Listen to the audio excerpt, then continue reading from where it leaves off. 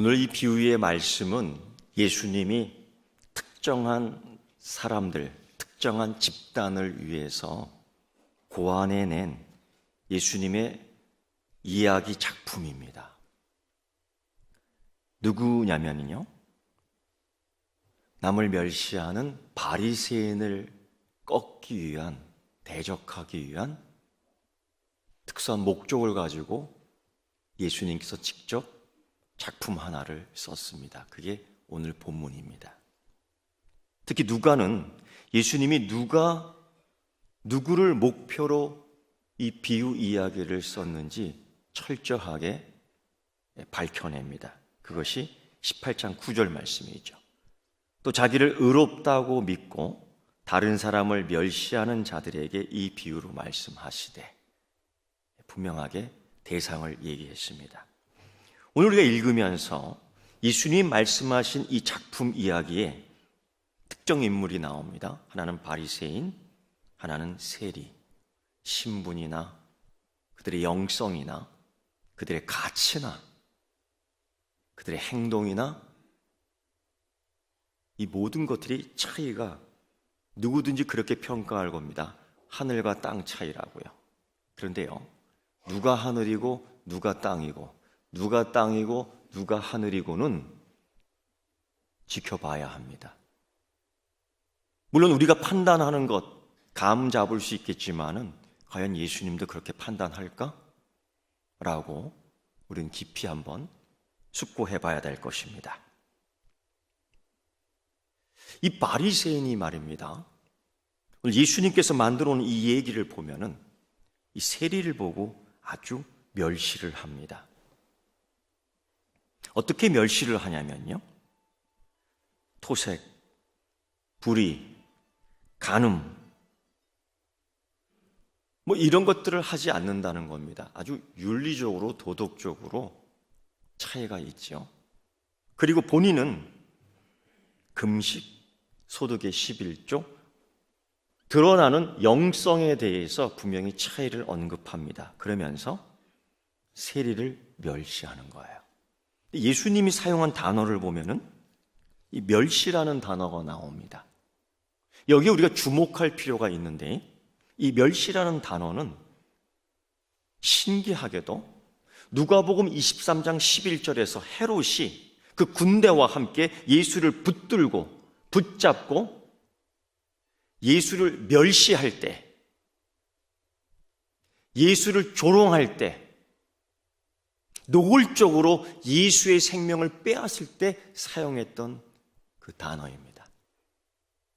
예수님은 그 단어를 지금 사용하셔요. 그런데 공교롭게도 신약 성경에서는 딱 2번 이렇게 사용합니다. 예수님이 한 번 사용했고 예수님이 한 번 당하셨고, 신기할 정도로. 그래서 이 멸시라는 이 단어는 단순히 그냥 에이 이게 아니에요. 이 멸시를 통한 사람을 극심하게 조롱하고 노골적으로 멸시하고 냉소하고 희롱을 하는데 영혼을 빼앗는 겁니다. 영혼을 죽이는 겁니다. 이 단어가 바로 그런 의미예요. 이거를 이 바리새인이 아주 잘 사용했습니다. 내가 너보다 더 거룩하다, 내가 너보다 더 잘났다라는 의식 속에서 다른 사람들을 그렇게 대했습니다. 멸시했습니다. 뿐만 아니라 자신들의 추종자가 아닌 다른 집단에 대해서는 다 그렇게 가치를 하락시켰습니다. 무가치하게 여겼습니다. 이게 바리새인. 오늘 예수님은 그 대상을 적어놓고 정하고 복음을 이야기하고 있는 겁니다. 여러분 생각이 어때요? 그들이 복음을 듣겠습니까? 안 듣겠습니까? 그들이 말씀하시는 예수님 그 복음에 대하여 대적하겠습니까? 아니면은 복종하겠습니까? 예수님 공생의 기간, 아니 예수님이 돌아가시고 부활하신 이후에도 바리새인은 계속해서, 바리새파 주인은, 바리새파 집단은 예수님과 그에 관계된 제자들과 평생을 충돌하며 살았습니다. 대적하며 살았습니다. 그래서 여러분, 이 기독교 정신, 아니 예수 정신과 바리새파주의는 같이 갈 수가 없어요. 같이 섞일 수가 없습니다. 세례 요한도 이 바리새인들에 대해서 엄격하게 이야기했습니다. 어떻게 얘기했냐면요, 이렇게 얘기했습니다. 독사의 자식들아. 이 상당한 욕이지요. 예수님은 어땠는지 아십니까? 회칠한 무덤 같은 것들아 하고 얘기했어요. 겉은 멀쩡하게 보이지만 너희 속을 다 하면 썩어져가는 뼈 조각으로 땅 속에 묻혀 있는데 가린다고 가려지겠느냐? 회칠한 무덤 같은 것들아 하면서 아주 노골적이고 원색적인 반응을 보여주셨습니다. 그런데 여러분, 예수님이 꼭 그들에게 그렇게만 얘기했느냐? 그렇지는 않습니다. 매우 긍정적인 가치를 가지고도 얘기했습니다. 바로 이런 겁니다. 그들은 훌륭한 것도 있습니다. 그렇기 때문에 예수님이 말씀하셨지요. 마태복음 23장 3절에 보면요, 그들은 성경에 근거한 신념들을 갖고 있었습니다. 성경에 근거한 확신들을 자기들이 갖고 있었습니다. 그래서 사람들을 가르치는데 들을만 했습니다. 예수님이 그래서 이렇게 얘기했습니다. 무엇이든지 그들이 말하는 바는 행하고 지켜라. 무엇이든지 그들이 말하고 행하는 바는 지키라는 거예요. 왜? 성경적 근거를 가지고 신념을 가지고 이야기하기 때문에 결국 틀린 건 아니에요. 그런데 문제는 그 뒤에 있어요. 예수님께서 이렇게 말씀하셨습니다. 그들의 행위는 본받지 말라. 그들이 말하는 건 듣고 지킬 만한 가치가 충분히 있지만 그들의 행위는 본받지 말라. 왜? 그 이유가 뭘까요? 바리새인들은 하나님의 율법을 완전히 무시하고 정통에 벗어난 사람들이 아닙니다. 그들은 사이비 집단이나 거짓 종교와 달리 거짓을 가르치는 자들은 아닙니다. 오히려 정통입니다. 오히려 신앙의 이상주의자들입니다. 그러다 예수님은 계속 그들에 대하여 회칠한 무덤 같다. 오늘 말씀 속에서 그들에게는 하나님의 은혜, 하나님의 자녀, 그들 가운데 하나님의 나라 전혀 언급하지 않습니다. 왜? 이유가 무엇일까? 그들이 극단적인 미신을 신봉했기 때문에, 물론 그들은 또한 돈도 좋아합니다. 그렇게 물질주의이기 때문에 아닙니다. 왜? 왜 예수님은 그렇게 바리새인들을 향하여 그렇게 말씀하는 걸까요? 그들은 여러분, 성경적 진리를 성경에 근거하지만은 아주 은밀하게, 미묘하게 왜곡시키기 때문입니다. 그래서 위험한 겁니다. 바리새인들은 의로운 이 외양을 갖추고 있습니다. 타의 추종을 부러워할 만큼 철저했습니다. 겉으로 드러나 보이는 큰 관심들은 너무도 종교적이었습니다. 하나님이라고 불렀습니다. 하나님을 불렀습니다. 스스로 그러나 불의를 감추고 종교적 행위로 자신의 죄들을 적당하게 가리려고 율법을 그렇게 사용했습니다. 문제는 율법의 목적대로 죄를 드러나게 하는데, 율법의 목적대로 죄를 드러나게 하는데 자기의 죄를 드러내어 하나님 앞에 무릎을 꿇는 것이 아니라 남의 죄를 드러내어 조롱과 멸시를 가감없이 공격한다는 것입니다. 율법의 목적이 잘못되어 있어요. 그들은 율법을 어떻게 사용하느냐? 자신의 죄책을 적당히 가리고 자신을 율법에 온전히 헌신하는 처럼 높임과 동시에 남을 멸시하는 도구, 수단으로 율법을 사용했기 때문입니다. 율법의 목적대로가 아니라 율법의 수단으로. 하지만은 그럼에도 불구하고 바리새인들에게 있어서 매우 긍정적인 면들이 있었습니다.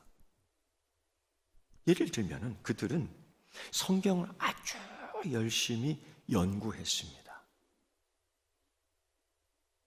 사울과 같은 경우 중생하기 전 그는 바리새파 가운데에 으뜸되는 사람이었고, 그 성경을 연구하며 어린 시절부터 그는 계속해서 말씀을 봤던 사람입니다. 그만큼 하나님에 대해 경건한 모습이 갖춰져 있는 사람임에 분명합니다. 이걸 부정할 수는 없습니다.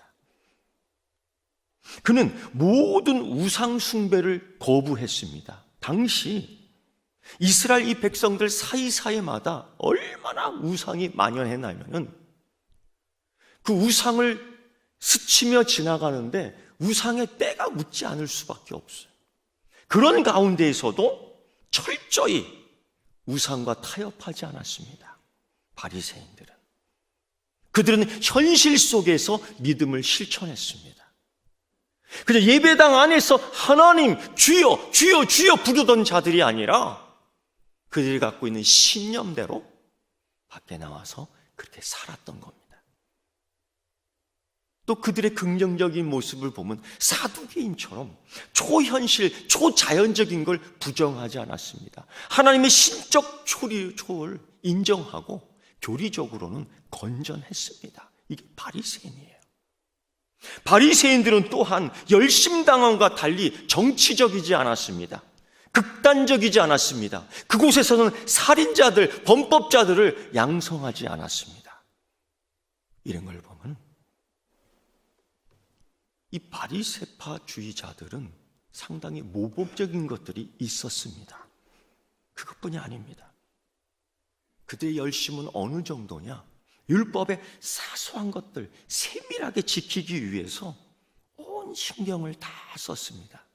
예를 들면 그들은 예배 시 사용할 때 그들은 서로 공동체의 음식을 나누어 마셔야 될 포도주를 만드는데, 여러분 신기하게도 포도주가 발효가 될 때에 하루사들이 다 모입니다. 모이라고 집합명령을 내리지도 않았고 어서 오세요라고 초대장도 보내지 않았는데 하루살이들이 계속 꼬입니다. 근데 이게 부정한 것들 가운데 가장 작은 단위가 하루살이에요. 이게 예배 때 사용할 이 포도주에 들어가면 안 돼요. 부정하기 때문에. 그래서 그들은 그 하루살이를 계속 걸러냅니다. 그 열심, 그 수고 이길 수가 없습니다. 심지어 11조를 정확하게 내기 위해서 뿌리는 씨앗의 숫자를 셉니다. 하나, 둘, 셋, 넷. 이게 가능하다고 생각합니까? 그들은 가능합니다.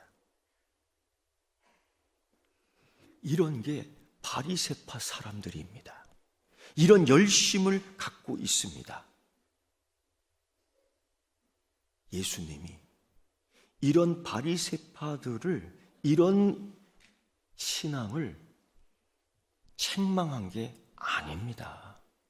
오히려 예수님께서는 그들의 이런 신앙적 모습을 보고 이렇게 말씀하셨습니다. 이것도 행해야 된다. 이것도 행해야 된다. 그들의 모습을 두둔해 준 겁니다. 그러나 문제가 뭐냐? 율법이 갖고 있는 도덕적 원리를 치워버렸다는 겁니다. 오직 율법의 목적이 아니라 수단을 가지고 자신의 엄청난 것들을 드러내며 타인의 엄청난 것들을 또 드러내기 위한 수단으로 삼았다는 거예요. 그게 뭐예요? 죄입니다. 그래서 예수님께서는 그들을 향해서 이렇게 얘기합니다. 맹인된 인도자요, 하루살이는 걸러내고 낙타는 삼킨도다. 하루살이는 어떻게 걸러냈는데 낙타를 입에다 넣는, 이게 생각해 보십시오. 이게 말이나 되는 이야기입니까? 그들의 상황이 낙타가 목에 들어가는데 찢어져 죽는 겁니다. 그들은 자신들이 그토록 경멸했던 부정하다고 얘기한 이런 모든 것들을 걸러내는 작업을 하는데 정작 자기 눈에는 잘 보이지 않는, 아니 보이는 이런 것들을 드러내지 않기 위해 숨겨놓은 사람들이 바로 바리새인이라는 겁니다. 이런 그들을 향하여 예수님은 이야기 작품 하나를 썼습니다. 바로 그게 오늘 이야기입니다. 이 비유는 당시 종교적 기준에 비추어 보면, 아니 바리새파주의의 기준에 비추어 보면 터무니없는 충격적인 이야기입니다. 말하기조차 부끄러운 내용입니다. 세리가 어떻게 하나님의 자녀가 될 수 있고, 세리가 어떻게 의인이 될 수 있고, 세리가 어떻게 구원을 받을 수 있습니까? 하나님 나라 가치가 이 정도로 낮아졌습니까? 하나님 나라의 커트라인이 이렇게 낮아졌습니까? 그런 나라 들어갈 필요 없습니다. 생각해 보십시오. 그런 사람들이 들어가는 곳이라면은 들어갈 필요 없지 않습니까? 예수님도 말씀하셨습니다. 내가 의인을 부르러 온 것이 아니라 죄인을 부르러 왔다고요. 내가 건강한 자를 부르러 온 것이 아니라 약한 자를 부르러 왔다고요. 그런 자들이 있는 곳이 가는 것이 하나님 나라라면 바리새인 입장에서 들어가면은 힘들지 않겠어요? 티치닥거리 하느라고요. 하나님 나라 가치가 그 정도 되면은 거저 들어가는데 힘쓸 필요 없지 않습니까? 그래서 그들은 충격적이었어요. 세리가 의롭다함을 받아? 있을 수 없는 일입니다. 그래서 그들은 이 하나님 나라의 가치를 가지고 예수님과 충돌할 수밖에 없었어요. 심지어 예수님을 향해 이렇게 욕합니다. 신성모독을 했다. 경건하지 못한 자가 어떻게 의롭다 칭함을 받을 수 있느냐? 그들 상식으로는, 아니 그들의 신앙적 신념을 갖고는 도저히 악인이 의인이 될 수 없었다는 겁니다. 레위기의 말씀을 보면서 하나님이 거룩하기에 우리도 거룩해야 되는데, 하나님이 거룩한 같이 우리도 거룩해야 되는데, 세리는 죽었다 깨나도 거룩해질 수 없는 것입니다. 고로 경건하지 않은 자를 의롭다 하시는 이 하나님의 정의, 예수님이 말씀하시는 그 가치에 대하여 어떻게 설명할 수 있느냐? 이유를 말하라. 예수님이 그래서 말씀하시는데, 죄인이 의인이 될 수 있다. 경건하지 못한 자가 의롭게 될 수 있다. 세리도 하나님 나라에 들어갈 수 있다라고 답해 주는데, 이것이 복음입니다. 할렐루야. 이게 복음이에요. 하나님은 그리스도의 죽음을 통하여 속죄의 은혜를 베푸셨기 때문에 자기도 의로우시며 또한 예수 믿는 자를 의롭다 하실 수 있는 이에게 가는 그를 의롭다고 불러주신 겁니다. 요한일서 1장 9절의 말씀을 보면은 요한 사도는 그래서 이렇게 복음을 정의합니다. 그는 미쁘시고 의로우사 우리를 죄를 사하시며 우리를 모든 불의에서 깨끗게 하실 것이요. 그런데 이 바리새인의 이 율법 관점에서는 깨끗게 할 수 있는 것이 없어요. 도무지.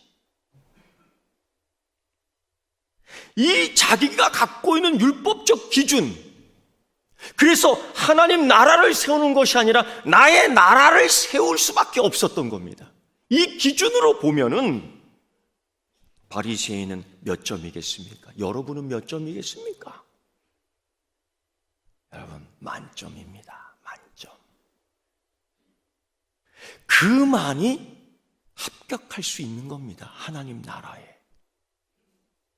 그 기준으로 볼 때에 세리는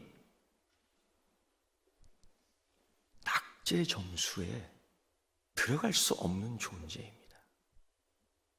여러분은 몇 점이라고 생각합니까? 이 그들이 갖고 있는 신앙적 기준, 도덕적 기준에 따라 예수님도 이런 말씀을 하셨습니다. 산상수훈 설교에서 너희 의가 서기관과 바리새인보다 더 낫지 못하면 결코 천국에 들어가지 못하리라. 너희 의가 서기관과 바리새인보다도 더 낫지 못하면은 천국 하나님 나라에 들어가지 못하리라. 하나님이 인간의 행위를 상대 평가한다면 당연히 바리새인들은 좋은 점수 받을 겁니다. 여러분 어떻습니까? 여러분 또한 좋은 점수 받을 수 있습니다. 그러나 예수님은 하나님의 의의 기준을 그들처럼 인간에 맞추지 않았다는 거예요. 이게 다릅니다. 그다음에 예수님은 우리에게 뭘 요구하실까요? 바리새인들이 요구하는 것이 있었습니다. 토색, 불의, 간음은 안 돼요. 11조 금식은 돼요. 그런데 예수님께서는 이 세리를 의롭다라고 칭하며 그에게 요구하는 것은 무엇일까요? 예수님이 요구하는 것은 우리에게 무엇이 있을까요? 이 질문에 대하여 주님은 답합니다. 이게 복음입니다. 예수님은 하늘에 계신 너희 아버지의 온전하심 같이 너희도 온전하라. 바리새인은 이것이 불가능하다는 겁니다. 그래서 하나님 나라를 만드는 것이 아니라 내 나라, 나의 나라로 만족할 수밖에 없었습니다. 내 나라가 이만큼 멋있습니다. 내가 지으는 거기 때문에, 내가 세우는 거기 때문에 그들은 자랑할 수밖에 없었던 겁니다. 그러나 여러분, 하나님이 주신 하나님 나라는 자랑할 것이 아닙니다. 자랑할 수 없는 겁니다. 하나님은 죄인들을 간단하게 무죄 선언하지 않습니다. 하나님은 그냥 신적 결정과 선언으로 너는 죄 없다라고 이야기하지 않습니다. 그러나 뭘 근거로? 바리새인은 자기의 나라를 세우는데 근거를 갖고 있습니다. 그럼 하나님 나라의 백성을 만드는데 무엇을 근거로 그를 의롭다고 얘기하는 걸까요? 이 질문에 대한 대답은 바로 예수 그리스도의 십자가 희생입니다. 이게 복음입니다. 하나님은 마치 죄인이 죄를 안 지은 것처럼 가리지 않습니다. 죄 없다고 면책해 주지 않습니다. 그러나 여러분, 하나님께서 죄인에게 가능함을 보여주셨고 가능하다고 말씀해 주십니다. 이 예수를 하나님이 그의 피로써 믿음으로 말미암아 화목제물로 세우셨으니 이는 하나님께서 길이 참으시는 중에 지은 죄를 관과하심으로 하나님의 의로우심으로 나타내려 하심이다. 예수 그리스도, 예수 그리스도. 그러 여러분, 우리가 이런 질문을 많이 합니다. 하나님 앞에서 어떻게 의롭게 될 수 있습니까? 타락한 상태에서 어떻게 구원을 받을 수 있습니까? 빌립보 간수가 자기의 경험상 말했던 것처럼 내가 어떻게 해야지 구원을 받을 수 있습니까? 나의 나라를 이제까지 만드는 가운데 이제 하나님 나라를 사모하는데 그럼 하나님 나라 어떻게 들어갈 수 있습니까? 어떤 젊은 부자와 한 율법 교사는 예수님께 이렇게 물어봤습니다. 내가 무슨 선한 일을 하여야 영생을 얻을 수 있겠습니까? 내가 무엇을 해야지 영생을 얻을 수 있습니까? 저는 다 했습니다. 내 나라를 잘 지었습니다. 자기를 옳게 보이려고 예수님에게 의도적 이런 질문을 한 거지요. 내가 많은 사람들에게 보이고 싶어서 길거리 큰 곳에 서서 하나님을 부르며 나는 이것도, 나는 저것도, 나는 이것도, 저것도 하지 않았고 나는 금식, 금욕을 하며 소득의 11조를 하나님 드렸습니다 하고 받아주소서 쩡그렁쩡그렁 소리가 나는 돈깨를 던져 넣는 겁니다. 그런데 정작 예수님께서는 그런 모습에 대하여 칭찬해 주지 않고 그런 소리에 대하여 칭찬해 주지 않았습니다. 그게 오늘 누가복음 18장 9절부터 14절 우리가 읽은 본문입니다. 예수님은 그들에게 은혜가 아닌 율법을 이야기하지 않았습니다. 그들은 율법으로 제기하고 그들은 율법의 가치를 계속해서 이야기할 때에 그 중요한 질문에 예수님은 그들에게 복음으로 대답하지 않았습니다. 왜냐? 복음은 자신의 의를 만족하게 여기는 사람들에게는 아무 가치 소용이 없기 때문입니다. 그래서 그들을 보기에는 세리가 들어가는 하나님 나라 가치는 없어요. 그들 보기에 하나님 나라의 가치는 헐값에 넘겨도 될 정도입니다. 그런데요, 예수님께서는 다르게 말씀하십니다. 죄인이 어떻게 하나님 앞에서 의롭다 하심을 받을 수 있느냐? 극단적으로 세리가 너희들이 죄인이라고 알고 있는 너희가 멸시하고 조롱하고 영혼을 짓밟은 그가 어떻게 의인이라고 일컬음을 받을 수 있느냐? 그 이유가 무엇이냐? 대답해 줍니다. 이게 여러분 복음입니다. 그것은 바로 은혜입니다. 이 원리를 기준으로 예수 그리스도의 복음과 그릇된 신앙 세계가 뚜렷하게 충돌하고 있습니다. 거짓 종교, 거기에도 예배자가 있습니다. 이타적인 행위, 보기에 좋습니다. 금욕, 따르고 싶은 영성의 모습일 수도 있습니다. 정치적 명분을 위한 헌신, 반드시 그리스도인 갖고 있어야 됩니다. 환경운동, 또 다른 적당한 가치 기준을 실천하는 행위들, 우리 그리스도인들이 다 앞에 서 있어야 됩니다. 하지만 이런 일을 함으로써 다른 사람들을 멸시하는 명분이 돼서는 안 됩니다. 나는 이런 것들을 하는데, 나는 이런 일을 하는데, 나는 이런 가치를 가지고 있는데 나와 다르다고 다른 사람을 멸시하는 명분이, 그것이 멸시의 명분이 돼서는 안 되는 거예요. 우리는 그러나 알게 모르게 이 바리새이주의에 다 빠져 있습니다. 나와 다르기 때문에 멸시, 나와 같지 않기 때문에 조롱해요.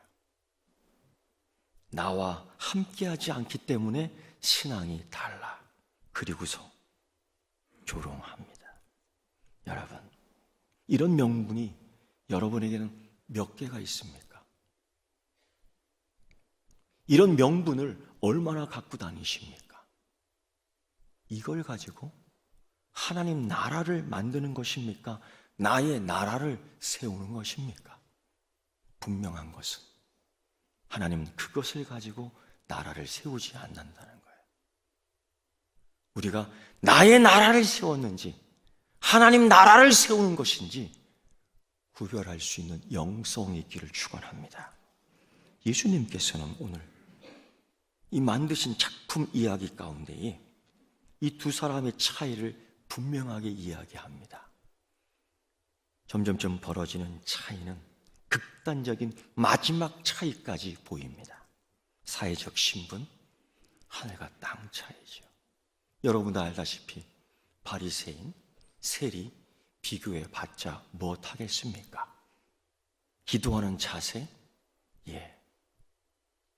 그곳에서 거룩한 모습도 볼 수 있습니다. 그의 우렁찬 목소리, 그가 부르는 하나님이라고 부르는 소리는 가히 쩌렁쩌렁하며 우리를 기죽게 합니다.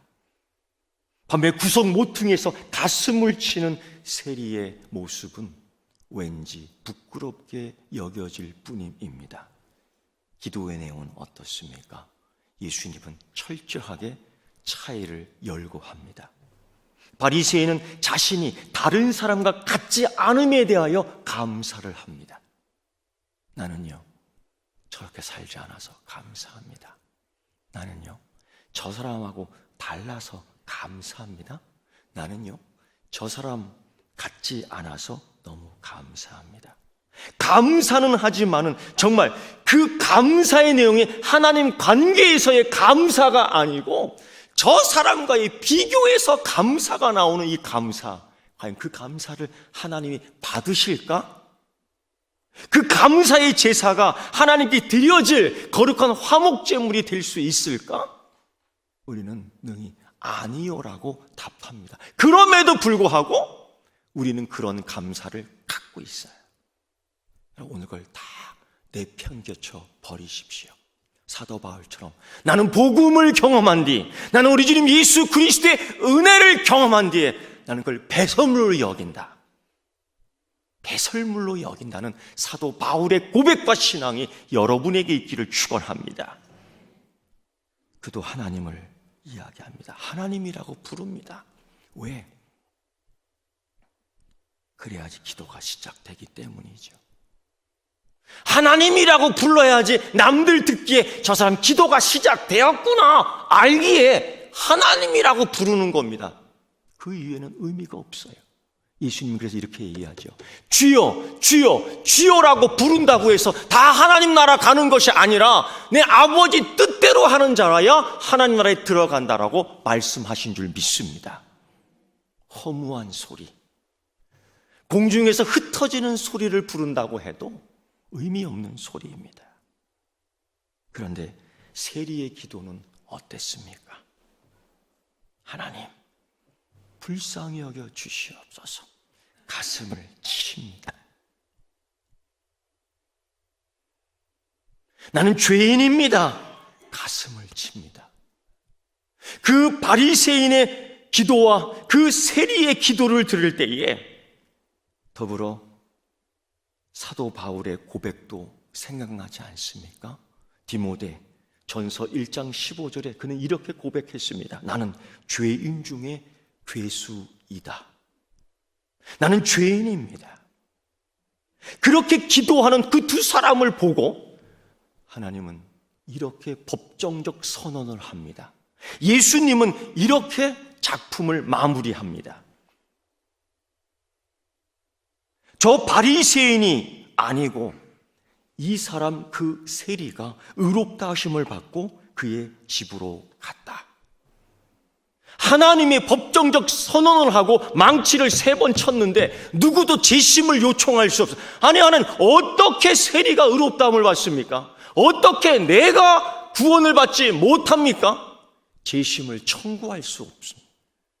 하나님이 이미 선언했기 때문에. 여러분, 세리는 구원의 행위를 하지 않았습니다. 세리는 예배를 잘 드리지 못했습니다. 세리는 11조도 잘 내지 못했습니다. 세리는 선행을 하지 못했습니다. 세리는 봉사도 제대로 하지 못했습니다. 그런데 바리새인처럼 거드럼 피우지는 않았습니다. 세리가 구원을 받은 하나님 나라에 들어가는 가치를 얻은 것, 받은 거는 이겁니다. 이게 복음입니다. 예수님은 이걸 말씀드리고 싶었던 겁니다. 너희는 그 은혜에 인하여 믿음으로 말미암아 구원을 받았으니 이것은 너희에게서 난 것이 아니요 하나님의 선물이라. 행위에서 난 것이 아닌 이는 누구든지 자랑하지 못하게 하려 함이라. 그 바리새인들이 그렇게 자랑했던 것들, 자랑할 게 아니라 은혜라는 겁니다. 이게 복음입니다. 여러분, 여러분이 세우고 있는 것이 하나님 나라입니까? 너의 나라입니까? 나의 나라입니까? 만약 세우고 있다는 것이 너의 나라, 나의 나라라면 그것은 곧이어 바벨탑으로 변질될 것입니다. 그러므로 무너뜨려야 됩니다. 낮아지도록 무너뜨려야 됩니다. 예수님은 그래서 이렇게 말씀하셨습니다. 무릇 자기를 높이는 자는 낮아지고 자기를 낮추는 자는 높아지리라 하시니라. 하나님 나라가 여러분 가운데 세워지기를 축원합니다. 기도하겠습니다. 하나님 아버지, 감사 찬송 영광을 드립니다. 기도하기 위하여 하나님을 부르지 않습니다. 용서함 받기 위하여, 은혜 더 받기 위하여 하나님을 부릅니다. 주여 우리에게 은혜를 내려 주시옵소서. 주여 우리의 교만을 꺾어 주시고 주여 우리의 불의를 용서하여 주시사 하나님 나라에 들어가는 가치를 주로부터 얻게 하여 주시옵소서. 예수님의 이름으로 기도드리옵나이다. 아멘.